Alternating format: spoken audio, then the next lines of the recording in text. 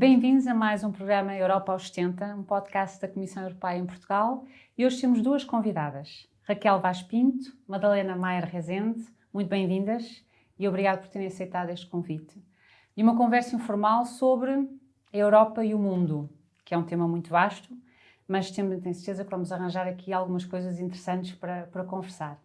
Mas antes disso, gostava de vos apresentar. A Raquel Vaz Pinto é investigadora do IPRI, faz muitas outras coisas. É verdade. É conhecida por muitas outras coisas e, sobretudo, porque também escreve livros, dos quais eu acho que escreve livros sobre a China, sobre os Estados Unidos, sobre coisas muito sérias e sobre coisas também igualmente sérias, como Para Lá do Relevado, que é o meu favorito, porque de facto não se encontram muitas mulheres que gostem tanto de futebol e que levem então a sério a questão do futebol. E o futebol é, sem dúvida, uma das melhores exportações da Europa para o mundo. Sem dúvida, das melhores exportações portuguesas também, não é? Porque somos para sítios longínquos, apenas conhecem, não sabem quem é o Mário Soares, mas de certeza que sabem quem é o Ronaldo. E a Madalena também participa cotidianamente, ou todas as semanas, no Café Europa do Observador. Está neste momento a colaborar com a Embaixada Portuguesa em Berlim, preparar não só a presidência, a operacionalizar a presidência alemã e em preparação da portuguesa, portanto, e dos quais a presidência portuguesa, os temas internacionais, nomeadamente o grande summit, não é, da Europa-Índia, vai ter lugar e já falaremos daqui a um bocadinho. Mas antes de começar a falar de coisas muito sérias, gostava de fazer convosco uma cascata de ideias. Portanto, eu vou-vos dar uma palavra, duas para cada uma alternadamente, são as regras do jogo, muito fácil. E dou-vos uma palavra e vocês dizem aquilo, mas a primeira coisa que vos vier à cabeça. Ok? Ok. Facílimo, Raquel. Futebol. Futebol, Europa. Madalena. Berlim. Liberdade. Raquel, outra fácil. China. Ditadura. Madalena, ONU. Mundo. Muito bem, vamos então começar a nossa conversa, exatamente por falarmos do mundo e da Europa no mundo. O que é que vocês e não poderíamos deixar de falar, estamos em tempos, infelizmente, de pandemia, e não poderíamos deixar de falar da reação da União Europeia e da Europa, em geral, à pandemia, que, sendo de escala global, tem sido muito diferente noutros países com opções diferentes. Eu gostaria de saber o que é que suscita a cada uma de vós, em que é que se distingue a resposta europeia a esta pandemia face a outras respostas de grandes blocos, como os Estados Unidos, a China ou até o Brasil. Madalena. Começo eu? Sim, eu acho que a primeira coisa que me vem à cabeça de distinguir a Europa do resto do mundo é, de facto, por um lado, o papel que os Estados europeus tiveram, não só a gerir a pandemia e a gerir os lockdowns e tudo isso, que foi bastante bem sucedido, podemos dizer, talvez não com a mesma eficácia enfim, na China e países que estão mais habituados a lidar com pandemias deste género. E depois também com a resposta social, ou seja, de facto os Estados europeus têm tido, e espero que continuem a ter, e estamos, enfim, nesse processo, a ter um papel de apoio social às sociedades que estão, enfim, perante uma crise económica sem precedentes no pós-guerra. Isso, para mim, é a grande distinção da Europa. Sem dúvida. Eu acho que esta pandemia que nos tocou, como tocou a todos, acho que nos fez valorizar esse elemento do Estado de Providência, do welfare state, mas, sobretudo, a nossa grande preocupação, que é de salvaguardar a vida humana, ou seja, dos cidadãos de cada país, depois com táticas diferentes e certamente impactos diferentes, ou seja, a sociedade italiana teve aqui um embate extremamente duro com esta pandemia, mas eu acho que eu acho que no fim de tudo isto há de facto um modo de vida e um modo de estar europeu que é diferente dos Estados Unidos, por exemplo, ou do Brasil, ou certamente de estados ditatoriais como a China, mas E esse modo de vida vale a pena salvaguardar, independentemente depois de cada Estado-membro, que tem obviamente a sua política pública em matéria de saúde. Eu acho que nos trouxe esse elemento de apoio, de salvaguarda. Isso é fundamental.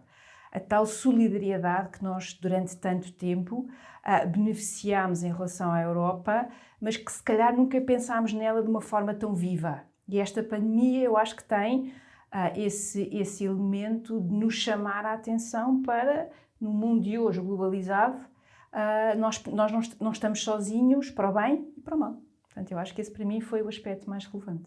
E nós vimos também que a reação, isto já estou a ser um bocadinho tendenciosa, mas a reação, por exemplo, nos Estados Unidos, estou a falar dos Estados, dos governadores, face ao poder federal, e aqui criticou-se muito na União Europeia o facto de no início não haver grande coordenação, os Estados-membros estarem um bocadinho a fechar as fronteiras conforme as suas necessidades, a tomar as medidas que achavam necessidades sem grande coordenação. O facto é que quando olhamos para os Estados Unidos, também vimos que afinal num Estado federado isto acabou por ter reações, os Estados acabaram por reagir de forma diferente e com prioridades diferentes. E a minha pergunta é, acham que se estivéssemos num grau de integração diferente da União Europeia, as coisas poderiam ter sido diferentes também elas, a resposta poderia ter sido mais coordenada, ou independentemente de, por exemplo, estarmos num Estado federado ou numa entidade supranacional como a União Europeia, a resposta é necessariamente regional, localizada, porque a saúde são as pessoas e quem mais está próximo das pessoas são as administrações regionais e nacionais.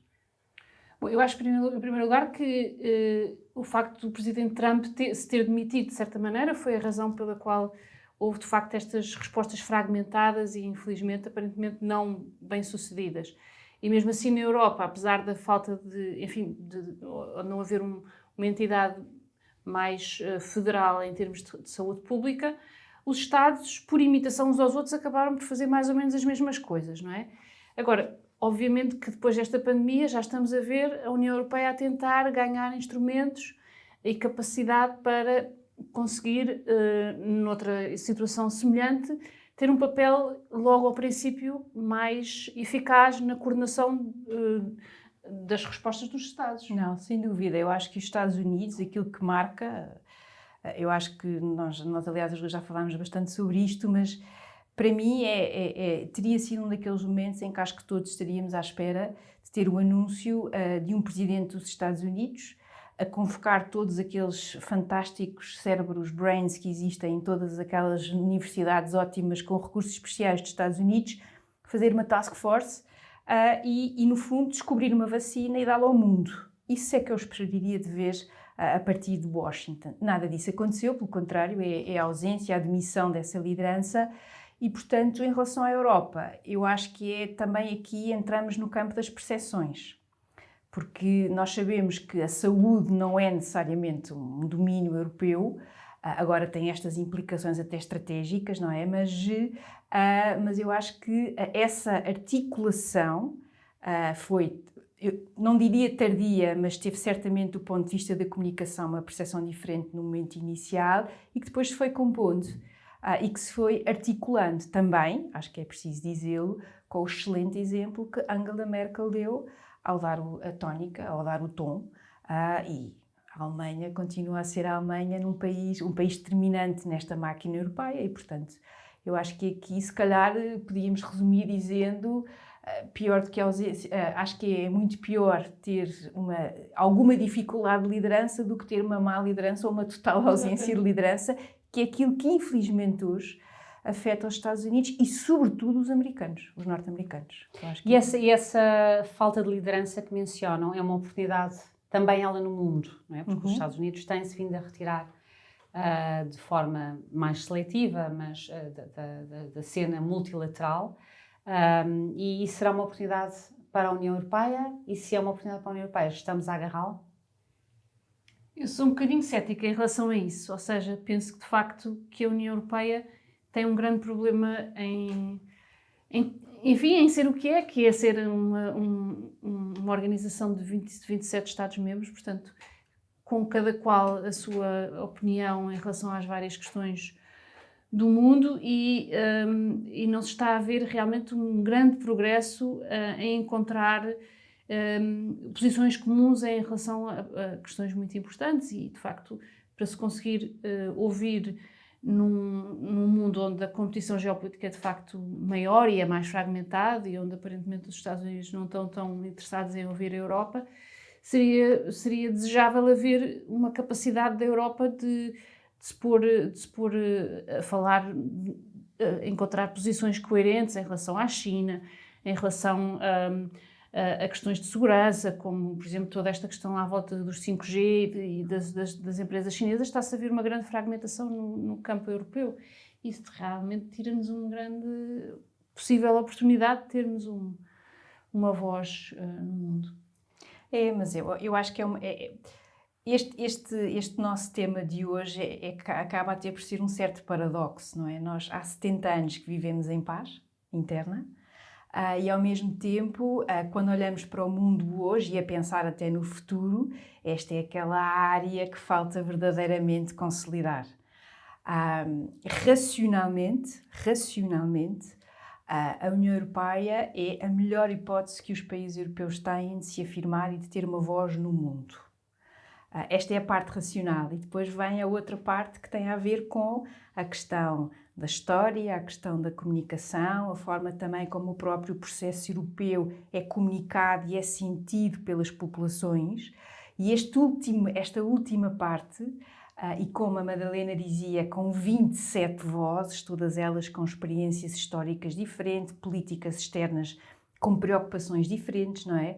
A principal preocupação de um finlandês é a Rússia, do ponto de vista externo, é a primeira coisa que lhes vem à cabeça, não é? Para nós, a Rússia é um não assunto, de certa forma, e nós temos aí outras preocupações. Portanto, esta é realmente aquela dimensão da Europa que nos falta construir e que é mais difícil porque, no fundo, implica a partilha daquilo que é considerado o último reduto da soberania dos Estados.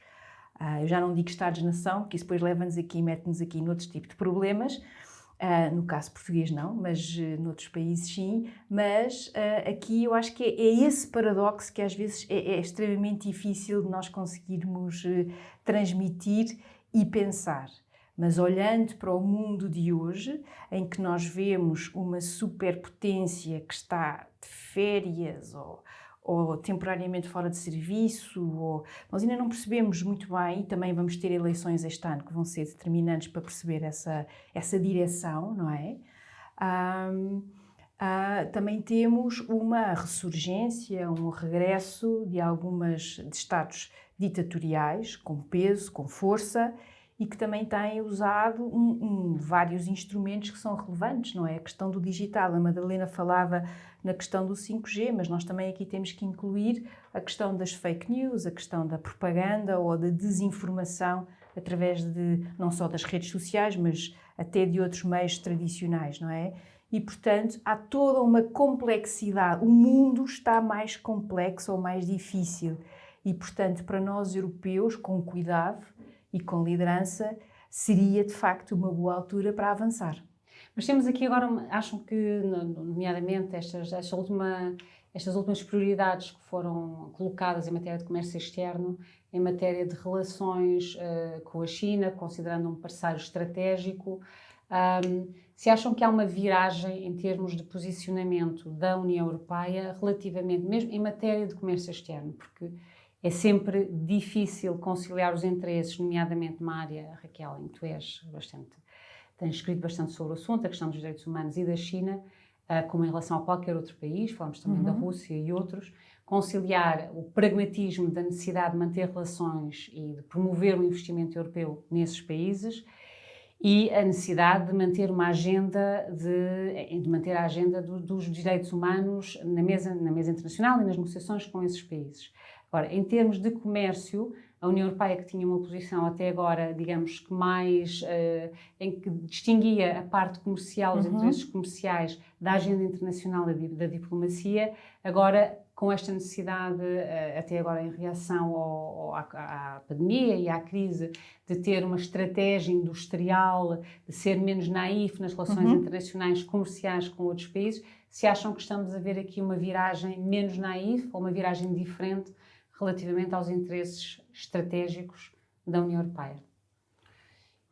Quer dizer, Sim, eu acho que eu tenho visto alguma inconsistência, ou seja, por um lado, de facto a União Europeia mudou os termos ou adicionou alguns termos em relação à China, não é só um parceiro estratégico, é também um rival sistémico e, portanto, começou-se a ver essa viragem. Agora, depois quando se vai na prática,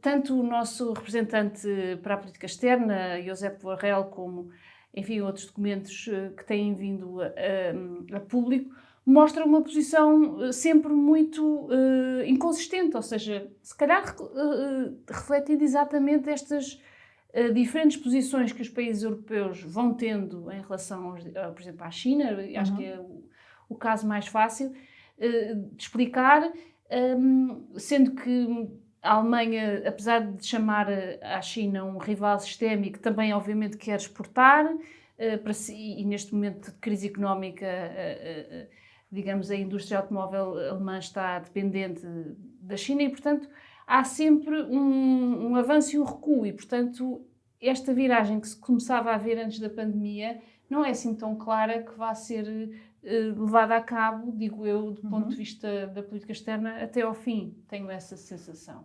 Eu acho que essa mudança, a tónica, ela já tinha acontecido antes da pandemia. Mas eu acho que a pandemia acelerou alguns elementos, ou seja, a forma como olhávamos para a China era o todo. E agora somos capazes de distinguir aspectos que são obviamente relevantes, mas não são apenas relevantes para a Europa, também são relevantes para a China. E há outros nos quais temos assistido a uma menor ingenuidade, não é? Eu acho que aqui o teste, ou o grande teste daquilo que está a acontecer é, sem dúvida, a questão do 5G. Pela oportunidade estratégica, pelo facto de estarmos a falar de uma coluna vertebral das nossas sociedades agora e no futuro, e, portanto, aí eu acho que há claramente eu acho que há essa vontade e acho que há uma maior independência, que ela não será de todo fácil de pôr em prática, e, aliás, a sociedade alemã aqui tem os dois lados, não é? Tem o lado mais ligado às questões de segurança, que está extremamente preocupado, mas depois tem um lado económico que está preocupado em não exportar. Portanto, não é fácil, mas eu acho que há claramente sinais.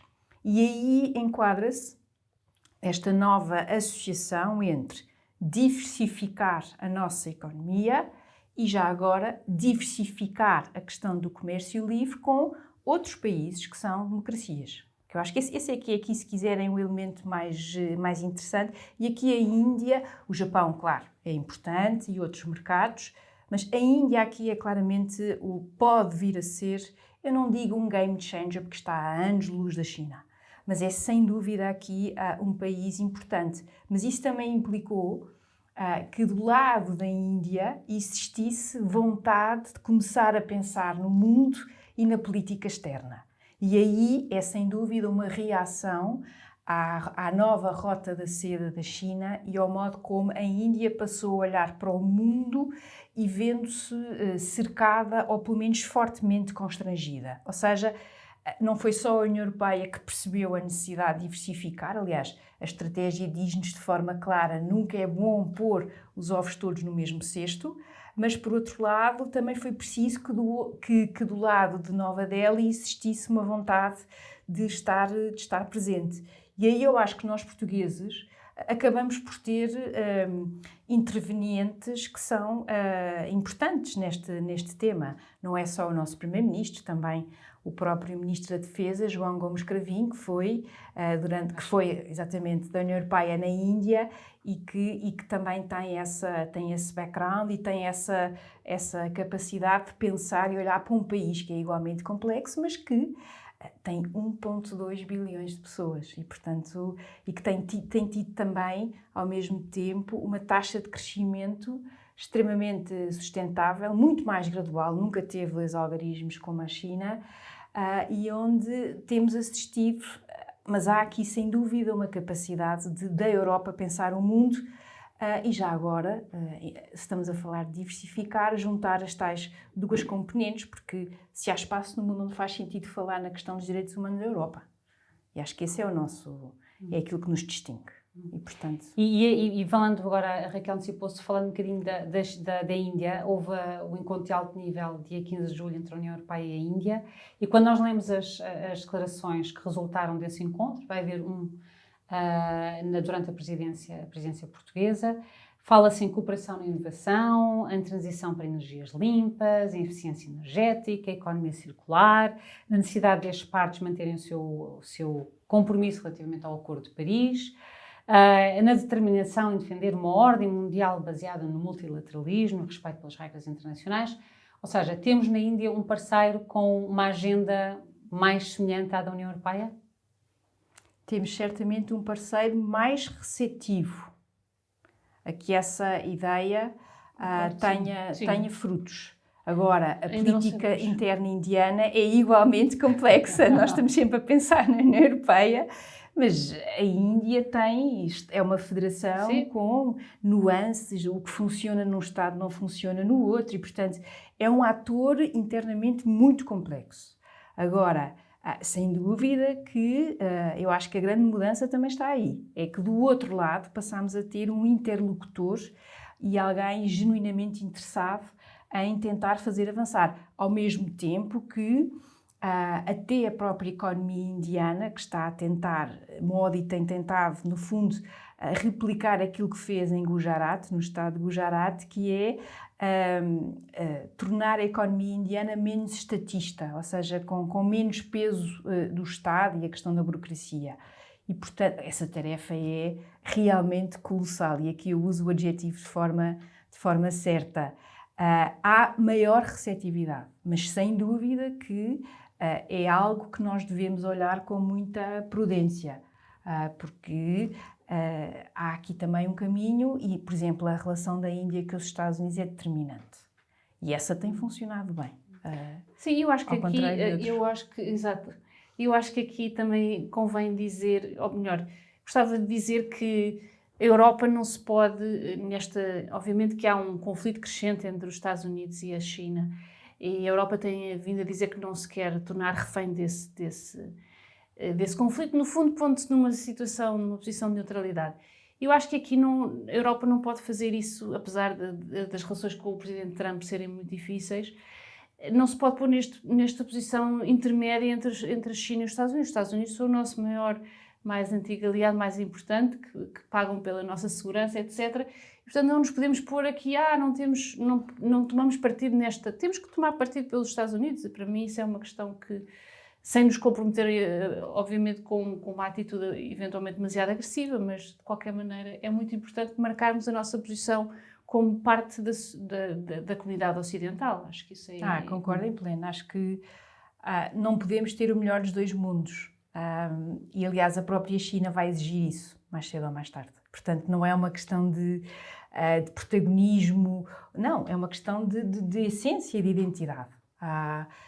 Não é de todo, imagino, não deve ser de todo fácil lidar com Washington nos dias de hoje. A vida não está fácil em matéria de liderança internacional. Mas ainda assim, acho que não nos podemos esquecer da estrutura e, sobretudo, não nos podemos esquecer do que é ser uma democracia liberal. E, portanto, nesse sentido, também já passou o tempo, nós estávamos, entre aspas, habituados a uma China mais low profile, aquela ideia da China de Deng Xiaoping, não é? Uhum. A China de Xi Jinping é outra. E, portanto, esse conflito, que nós, aliás, já vemos em Hong Kong, onde a ideia do Estado de Direito morreu, ou seja, um país, dois sistemas morreu, ou seja, os 50 anos em que as leis ficou enterrado algures ali em Hong Kong, e, portanto, essa questão do Estado de Direito é uma questão fundamental. que depois também tem a ver com o próprio comércio livre, que tem a ver com a reforma da OMC, que tem a ver com uma série de princípios que para nós, europeus, são absolutamente fundamentais. E aqui eu acho que, do outro lado, passámos a ter uma China mais assertiva, não vamos mais longe, mais assertiva. E, portanto, quer ter uma palavra a dizer também nas... Já tem já uma palavra, tem, já tem uma mas palavra quer a dizer afirmá-la ainda e mais, vai querer e vai afirmá-la tomá-la. cada vez mais. O Reino Unido e o 5G, não é? Tem sido um confronto direto. O embaixador é entrevistado, é questionado sobre Xinjiang e a questão dos uigures, e do outro lado, portanto, este confronto já existe. Eu concordo com a Madalena. Achar que isto nos vai passar ao lado, já lá foi o tempo, não é? Já lá foi o tempo. Portanto, e acho que aqui a opção é óbvia. Exato, pelo não menos. devia ser. E a África? A África, a grande aposta europeia, não é? Eu penso que há agora, de facto, uma nova prioridade por parte... Há uns que dizem que é porque não há outras hipóteses, não é? Mas eu acredito que seja mais do que isso, porque, aliás, também há uma grande competição geopolítica exatamente com a China em África e com o passado e o presente, enfim, é um continente aqui ao lado.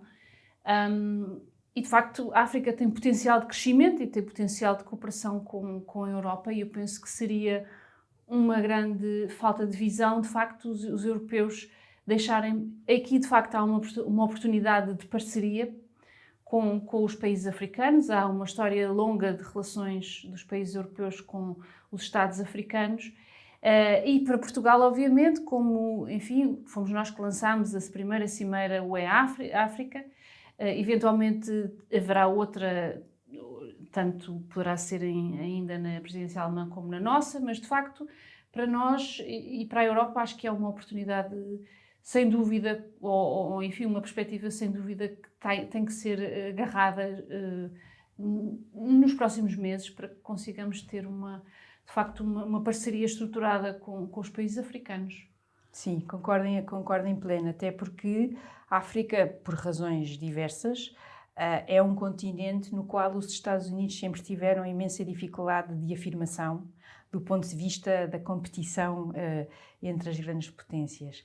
E aí, mais uma vez, o país que hoje é absolutamente crucial é a China, não é? E, portanto, aí, mais uma vez, eu acho que e acho que aqui a tónica que tem sido colocada pela União Europeia eu acho que é muito interessante, que é não pensar na vertente da cooperação, mas entender a África e a União Africana como um protagonista, como um ator em si mesmo.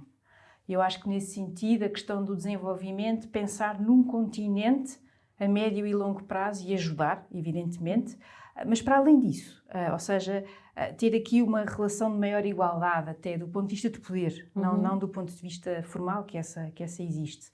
E eu acho que esse é, sem dúvida, um campo no qual os europeus têm uma relação mais, também ela própria às vezes difícil e complicada pela própria história, mas é sem dúvida uma oportunidade para uma população jovem, que está a crescer. Sim, muito dinâmica. Muito mais dinâmica do que nós possamos pensar. Exato, não é? Exato, muito mais urbana também. Muito mais urbana. E onde, de facto, as novas tecnologias de informação têm permitido dar saltos grandes em termos de desenvolvimento e de modernização. Isso, obviamente, é uma coisa que não pode passar despercebida aos europeus. Claro. Mas, mais uma vez, eles têm que ser receptores, não é? Receptivos. Eles têm que estar interessados também nessa parceria. A União Africana aí vai ter um papel muito importante, sem dúvida, na dinamização do processo. Agora, fazendo uma pergunta, passando agora para os vossos desejos, estamos em época de aniversário, e gostaria de saber se tivessem a possibilidade de encontrar a Presidente da Comissão Europeia. Se estivessem no elevador, fechadas no elevador com ela, durante uns minutos, claro. de máscara, com claro. certeza. Muito bem. O que é que acham, o que é que gostariam de lhe pedir? Ou o que é que gostariam de fazer como proposta? Alguma coisa que vocês gostassem mesmo que a União Europeia fizesse e fosse ali uma oportunidade para dizer à Ursula von der Leyen? Sim, eu por acaso acho que gostava de lhe dizer que esta ideia da Europa geopolítica é uma boa ideia. mas enfim, nós já falámos aqui várias vezes da questão do 5G, mas eu acho que vou insistir mais uma vez, correndo o risco de ser chata, mas de facto fez-me um bocado de impressão que a Europa não esteja a criar um tal campeão nesta área e não tenha usado as duas das companhias mais importantes e mais avançadas, que é a Ericsson e a Nokia, e criar de facto um competidor para a Huawei e investir nisso e tornar isso uma estratégia europeia. Acho que isso era o maior statement de que a Europa de facto se está a tornar uma Europa geopolítica e que a Europa está a usar todos os instrumentos que tem à sua disposição para de facto se tornar uma líder e manter em termos securitários também a Europa protegida, enfim, da eventual intermissão chinesa e russa e mais umas coisas. Portanto, isso era o que eu lhe pedia, era que criasse um campeão europeu nesta área. Pronto, isto vai parecer combinado, mas a Madalena acabou de roubar a minha ideia. Nós não falámos antes. Tem havido aqui uma sintonia. Não, mas eu acho que Então vamos ter assim um momento assim mais idealista. A Madalena agarrou aqui bem a Realpolitik de forma top. Eu pediria que pensasse na questão das mulheres e o papel das mulheres no mundo.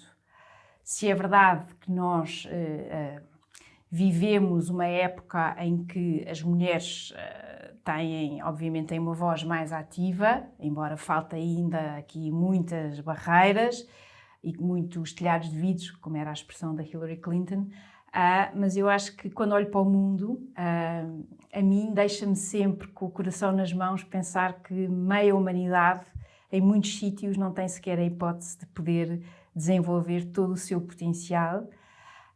E aí eu pensaria na inclusão das mulheres, ou do papel, ou do potencial destas mulheres.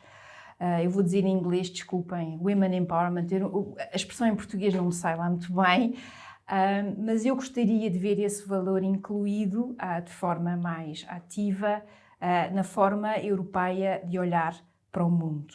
E aqui acho que talvez uma protagonista extraordinária, Malala, que todos nós conhecemos e uma história que a todos nós nos inspirou, mas quando lhe perguntaram o que é que faz a diferença, acho que a resposta dela é na MUS: educação, educação, educação.